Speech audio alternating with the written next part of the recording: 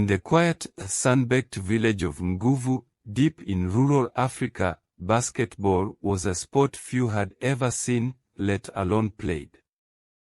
The village had no proper court, just a dusty open field where children played, using a makeshift hoop nailed to a tree. But the passion for the game burned brightly in a small group of teens led by 15-year-old Baiko. Baiko had seen basketball on a small television at the village's only cafe.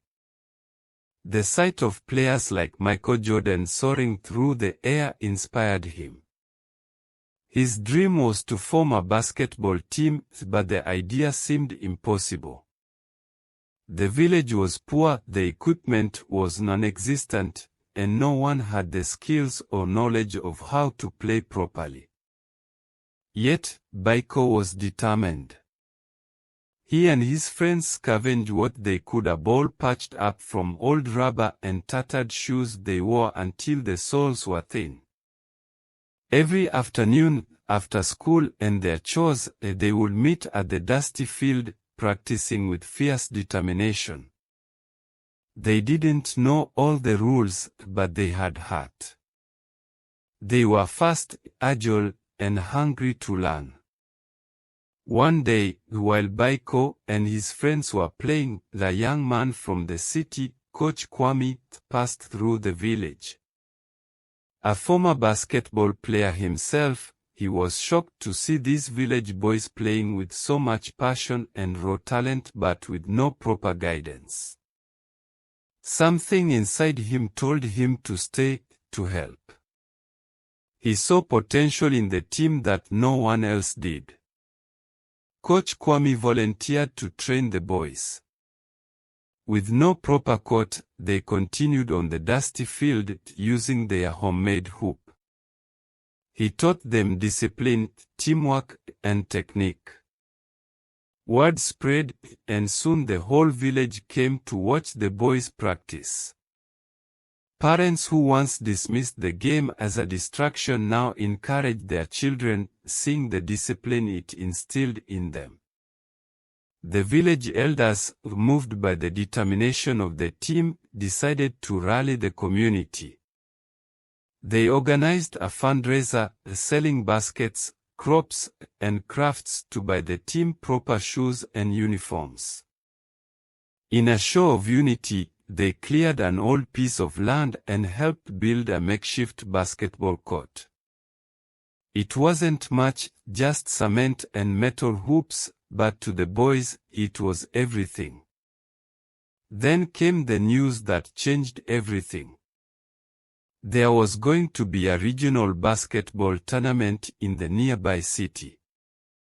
It was a chance for teams across the region to showcase their talent, and though they were still inexperienced, the boys of Nguvu were determined to compete. They were the ultimate underdogs, and no one believed a village team could stand a chance against the well-funded, well-trained city teams. The day of the tournament arrived.